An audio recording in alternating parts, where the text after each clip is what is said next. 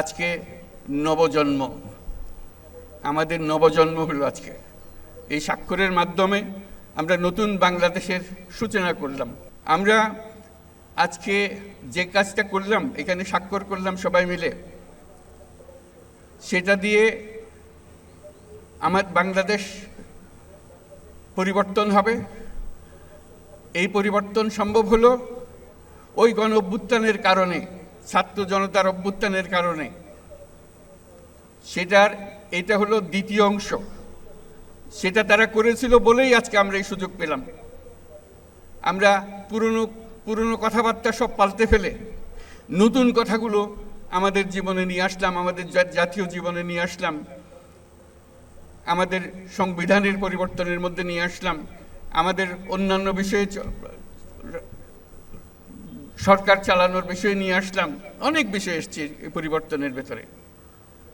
এই পরিবর্তন এখন আমাদের সামনের দিকে এগিয়ে নিয়ে যাবে। আমরা সেই পথে অগ্রসর হব। আমাদের জন্য আজকে নবজন্ম, আমাদের নবজন্ম হলো আজকে। এই স্বাক্ষরের মাধ্যমে আমরা নতুন বাংলাদেশের সূচনা করলাম। সেটা যেন সঠিকভাবে আমরা যেতে পারি, এটার জন্য আমরা আল্লাহর মেহেরবানি চাই, যাতে করে আমরা এটার থেকে বিচ্যুত না হই। আমরা একমত হয়েছি, এই একমত সুন্দরভাবে পরিচালনা করা, সামনের দিকে নিয়ে যাওয়া কীভাবে আমাদের কাছে সম্ভব হয়। যেই তরুণরা এই দিনটিকে সম্ভব করেছে, এই বাংলাদেশের আনাচে কানাচে এই পরিবর্তনের জন্য যারা জীবন দিয়েছে, তারা এই তরুণরাই আবার বাংলাদেশকে নতুন করে গড়বে। এই আলোকে, এই চিন্তাধারার আলোকে তারাই দেশকে গড়বে, তারাই দেশের নেতৃত্ব দেবে, তারা আমাদেরকে পথ দেখাবে।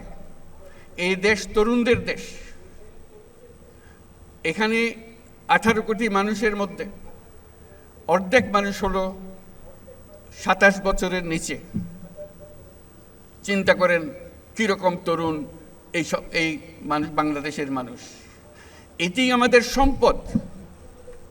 সারা দুনিয়া অবাক বিশ্বে আমাদের দিকে তাকিয়ে আছে, কখন আমরা তাদেরকে সাহায্য করব ওই তরুণদের পাঠিয়ে।